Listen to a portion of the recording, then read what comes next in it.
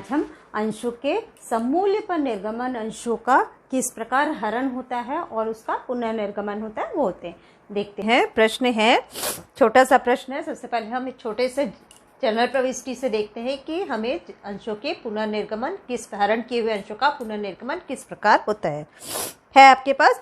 पॉलीप्लास्टिक limited के संचालकों ने 100 रुपए प्रत्येक के 200 समतांशों को द्वितीय और अंतिम मांग का भुगतान न होने पर जब्त करने का निर्णय लिया। इन अंशों में से 150 अंश मोहित को 60 रुपए प्रति अंश पर पुनः निर्गमित किए गए। तो क्वेश्चन सॉल्व करते हैं, ठीक है।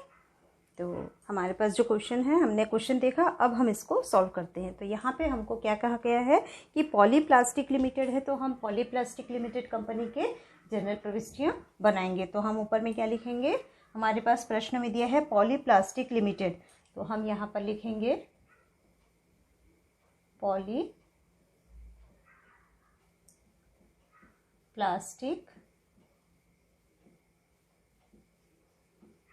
लिमिटेड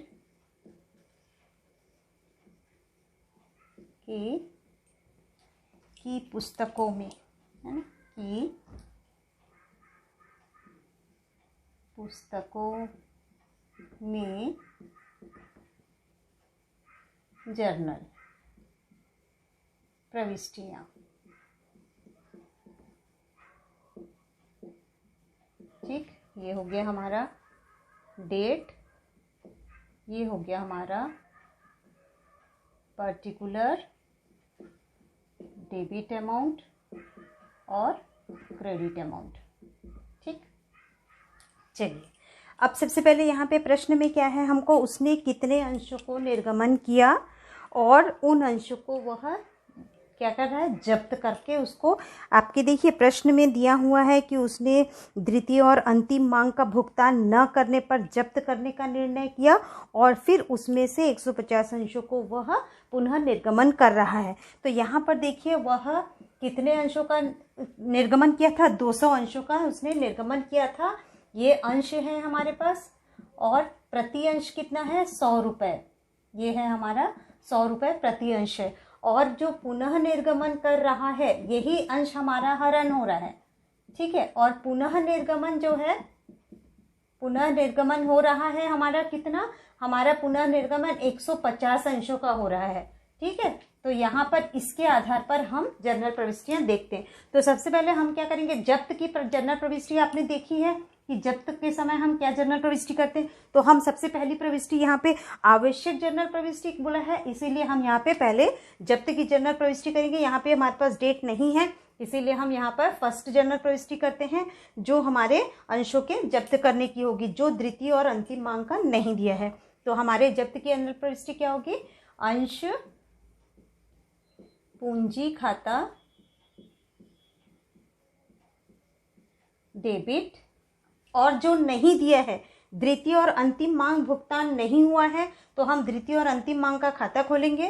तो यहाँ पे हो जाएगा हमारा समता अंश है, इसीलिए हम यहाँ पर, हमको यहाँ पर समता अंश लिखना चाहिए था, यहाँ पर हमारा समता अंश आएगा। समता अंश पूंजी खाता डेबिट, क्योंकि प्रश्न में समता अंश दिया है, तो हमारा हो जाएगा समता अंश द्वितीय एवं अंतिम याचना खाता से, और अब उसको हरण करना है, तो यहाँ पे समता अंश हरण खाता से, ठीक है। क्लियर यहाँ तक जनरल प्रविष्टि। अब अमाउंट हम कैसे लिखेंगे, हम जितने अंशों को निर्गमन किए हैं, जितने अंशों को हमने निर्गमन किया है, जितने अंशों को हमको जब्त करना है, तो उसने कहा है कि 100 रुपये प्रत्येक करके 200 अंश हैं, तो 200 अंश 100 रुपये करके है, तो हमारा अंश पूंजी उन 200 अंशों का कितना होगा, 20,000 रुपये होगा। 200 अंशों को 100 से गुणा किए तो 20,000 अमाउंट ये आया। अब यहाँ जो नहीं मिला है उसने क्या कहा है, देखिए कि यहाँ पर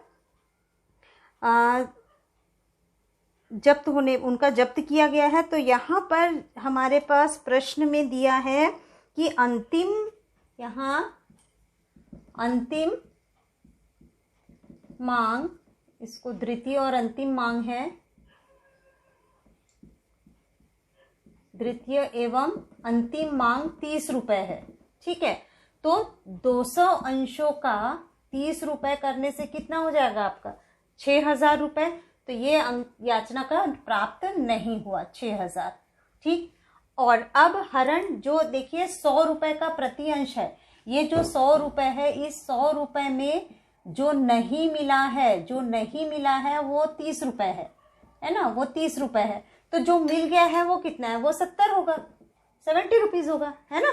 यहाँ कैलकुलेशन जो गिवन है प्रश्न में जो दिया उसी से हम उसको कैलकुलेट करके निकाल रहे हैं। तो ये 30 रुपए नहीं मिला है, तो ये इसका अमाउंट हो गया, और जो मिल गया है वो कितना है 70 रुपीज करके। तो 200 अंशों का 70 रुपए करके हमें जो राशि मिल गई है वो कितनी हो जाएगी, वो हो जाएगी 14000 रुपए। तो ये हमारी हरण की हो गई। और जनरल प्रविष्टि क्या हो जाएगी, जनरल प्रविष्टि हो गई 200 समता अंशों का द्वितीय एवं अंतिम याचना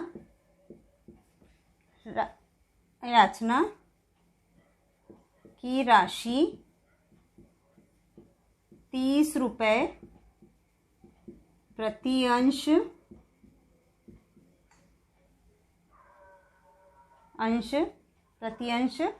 प्राप्त न होने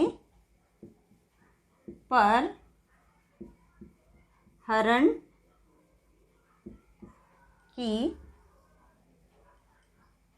किया कर लिया गया, होने पर अंशों का हरण किया गया।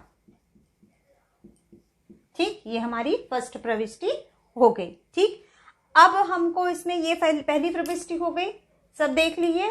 चलो अब हम आते हैं इसकी सेकंड प्रविष्टि। अब सेकंड प्रविष्टि क्या होगी, हरण के बाद हमको उसको पुनर्निर्गमन करना है। तो हम पुनर्निर्गमन की दूसरी प्रविष्टि करते हैं, देखते हैं अमाउंट कैसे आती है यहाँ पर। अब ये हमारी सेकंड प्रविष्टि होगी। तो सेकंड प्रविष्टि के लिए चलिए प्रविष्टि करें। सेकंड प्रविष्टि है हमारे पास, इसको पुनः निर्गमन की होगी। तो पुनः निर्गमन में ध्यान रखेंगे, मैंने आपको बताया था कि संपूर्ण राशि एक साथ प्राप्त होती है। तो हमारी प्रविष्टि क्या हो जाएगी, बैंक खाता डेबिट। और पुनः निर्गमन कर रहे हैं आप किसमें, देखिए यहाँ पे पुनः निर्गमन 150 अंशों का 60 रुपए करके बोला है। 100 रुपए अंश थे, प्रति अंश 100 रुपए था, जिसको 60 रुपए करके पुनः निर्गमित कर रहे हैं। मतलब यहाँ पर देखिए 40 रुपए कम है ना। तो अब ये भी देखिए कि यहाँ पर 200 अंश हैं, परंतु वो पुनः निर्गमन कितना कर रहे हैं, 150 अंशों का। तो हम जितने अंशों का पुनः निर्गमन करेंगे हम उसी का लेखा करेंगे। तो यहाँ पर बैंक खाता डेबिट हो गया, और पुनः निर्गमन के समय जो समता अंश है तो हम यहाँ पर लिखेंगे समता अंश पूंजी खाता से।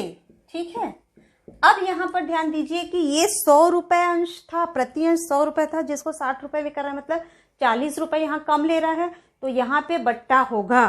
तो यहाँ पे हम क्या राशि लिखेंगे, यहाँ ध्यान रखेंगे कि अंशों को जब हम पुनः निर्गमन करते हैं और वहां पर बट्टा है, बट्टे पर पुनः निर्गमन हो रहा है, तो वहां हम पुनः निर्गमन के समय बट्टे अंश निर्गमन पर बट्टा खाता नहीं खोलते हैं, वहां पर बट्टे की राशि के लिए हम अंश हरण खाता खोलते हैं।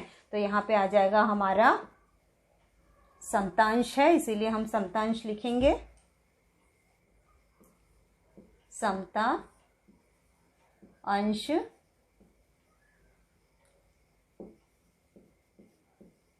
हरण खाता डेबिट।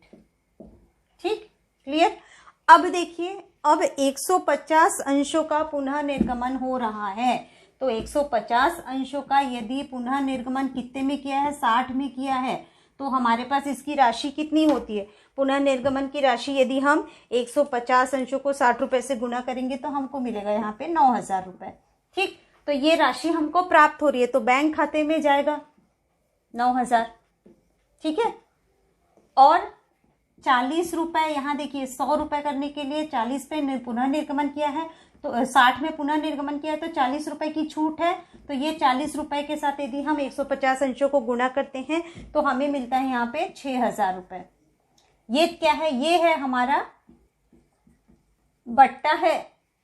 लेकिन जब हम पुनः निर्गमन करते हैं, यहाँ पे यदि पुनः निर्गमन रहेगा, ध्यान रखेंगे इसको, हमेशा पुनः निर्गमन है तो बट्टे के जगह हम हरण खाता खोलते हैं, बट्टे की जगह हरण खाता खोलेंगे। तो यहाँ पे हरण खाते में कितना जाएगा आपका 6,000। ठीक, क्लियर। और यहाँ पर ध्यान देंगे कि यहाँ पे कौन सी राशि आएगी, यहाँ पर आएगी, हमने 150 अंशों का उसका मूल्य कितना था, उसका अंकित मूल्य 100 रुपए था, तो हम 100 रुपए से करेंगे तो यहाँ पे 15,000 आ गया। अब ये 15,000 देखिए कैसे डिवाइड हो गया, क्लियर। तो हमारे पास यहाँ पर हम नरेशन क्या होगा, हमारा होगा 100 रुपए प्रति समतांश, प्रति समता, प्रति अंशों की संख्या लिखनी पड़ेगी, प्रति 150 समता अंश, समता अंश 60 रुपए प्रति में पुनः प्रति अंश पुनः निर्गमन किया। ठीक हो गया, ये यहाँ भी क्लियर। अब सेकेंड वाली प्रविष्टि में आपको क्लियर हो गई कि हमने जितने अंशों का जब्त किया, हमने 200 अंशों का जब्त किया, उसमें से हम 150 अंशों को ही यहाँ पे पुनः निर्गमन कर रहे हैं। तो हम पुनः निर्गमन जितने अंशों का करेंगे हम उसी का ही यहाँ पे लेखा करेंगे। ठीक है, अब यहाँ ध्यान रखेंगे कि यदि अंशों का पुनः निर्गमन हो गया है, ये बहुत इंपॉर्टेंट है, इसको आपको, इसके बारे में आपके पास प्रश्न में कभी कुछ भी गिवन नहीं रहेगा। यहाँ आपको ध्यान में रखना है कि यदि अंशों का पुनः निर्गमन हो गया है तो जितने अंशों का पुनः निर्गमन होगा उतने अंशों की राशि यदि अंश हरण खाते में बची है तो उसे हमें पूंजी संचय खाते में ट्रांसफर करना पड़ता है। जितने अंशों का पुनः निर्गमन हुआ है उसके हरण खाते में यदि कोई राशि शेष बचती है तो उस राशि को पूंजी संचय खाते में ट्रांसफर करना पड़ेगा। तो यहाँ पर जैसे हमारे पास प्रश्न है, हमने 200 अंशों का हरण किया जिसमें से हमने 150 अंशों का पुनः निर्गमन किया। तो अब ये 150 अंशों में की राशि यदि हरण खाते में कुछ बची है, 150 अंशों के राशि यदि अंश हरण खाते में कुछ शेष है तो उसे ही हम पूंजी संचय खाते में ट्रांसफर करेंगे। ठीक है, तो यहाँ ये क्लियर हो गया। अब आते हैं, ये सबसे इंपॉर्टेंट है पोर्शन और इस इंपॉर्टेंट पोर्शन को आप ध्यान में रखिए। तो ये हमारा थर्ड एंट्री होगी इसकी। इस थर्ड एंट्री को थोड़ा सा आप लोग ध्यान में रखेंगे, यहाँ थोड़ा सा कैलकुलेशन भी करना पड़ता है, तो आपको मैं वो कैलकुलेशन बहुत अच्छे से बता रही हूँ, आप इसको बहुत ध्यान में रखिए कि यहाँ पर जब हमको जितने अंशों का हमने अंश हरण पुनः निर्गमन किया है उसकी, तो हमारी तीसरी प्रविष्टि होगी। यहाँ पूंजी संचय खाता हमेशा ध्यान रखेंगे उसका क्रेडिट शेष होता है, तो इसीलिए जब भी पूंजी संचय खाता खुलेगा वो क्रेडिट होगा। तो यहाँ पे डेबिट में हम क्या लिखेंगे, हम लिखेंगे अंश हरण खाता डेबिट पूंजी संचय खाते से। ठीक है, अब ये राशि मैं लिखना आपको बता रही हूं, यहाँ कैलकुलेशन को थोड़ा सा आप ध्यान दे दीजिए। अब देखिए हमने 200 अंशों का हरण किया, ठीक, तो 200 अंशों का जब हमने हरण किया तो हरण खाते में राशि कितनी थी? पहली वाली प्रविष्टि में, हरण खाते की पहली प्रविष्टि में राशि कितनी थी? आप देखिए, हमने अंश हरण खाता क्रेडिट किया था 14,000 से। इस 200 अंशों का हमको क्या 70 रुपए मिल गया था, तो ये 14,000 रुपए हमारा अंश हरण खाते में था। ठीक है, तो ये हमारा पहली प्रविष्टि में देखेंगे आप कि अंश हरण खाते में हमने ये 14,000 को हमने क्रेडिट किया था, से लिखा था। लेकिन जब हम पुनः निर्गमन कर रहे हैं, जब हम पुनः निर्गमन कर रहे हैं तो हम 150 अंशों को पुनः निर्गमन कर रहे हैं।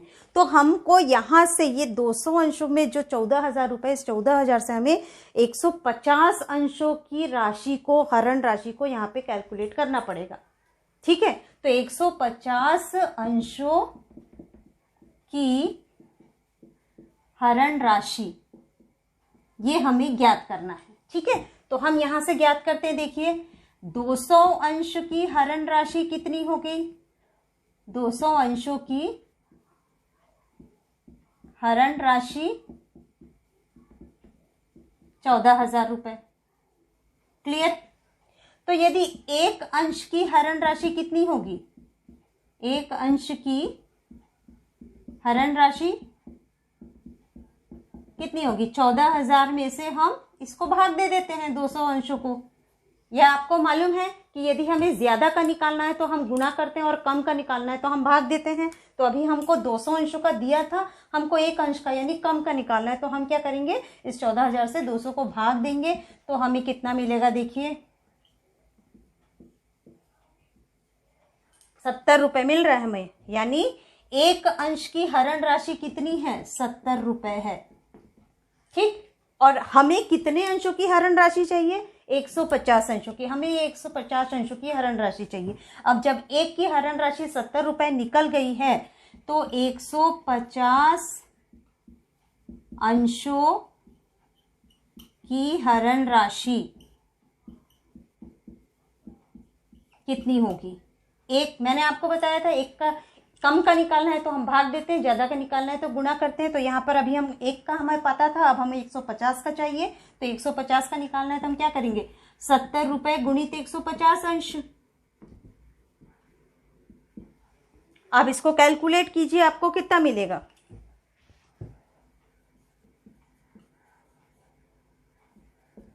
देखिए, 4,500 रुपए आपको कैलकुलेशन में आ रहा है।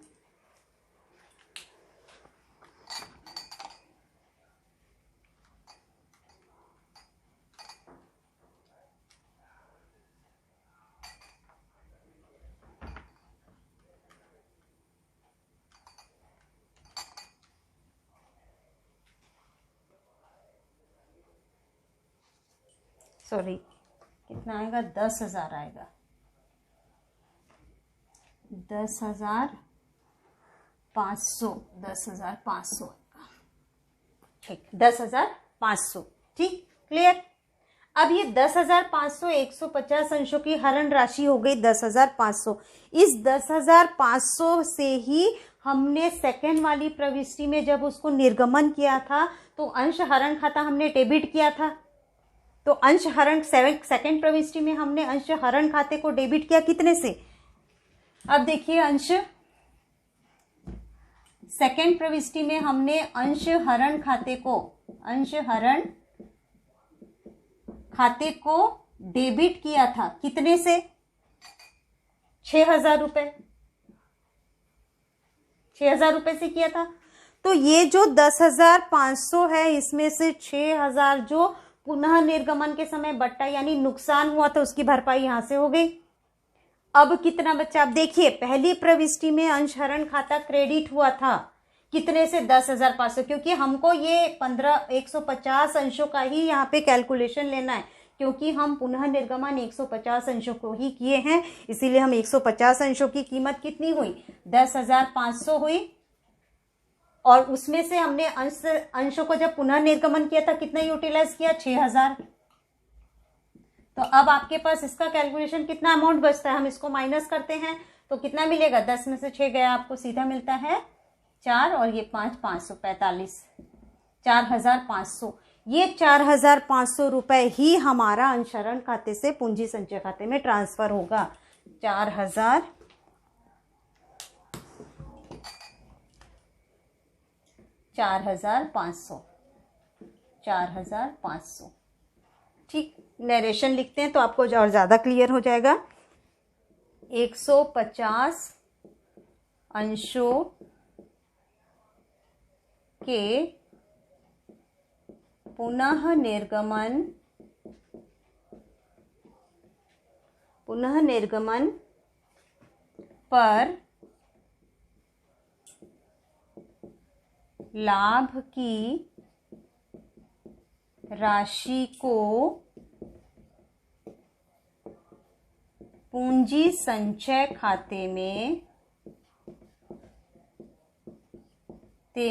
हस्तांतरित किया।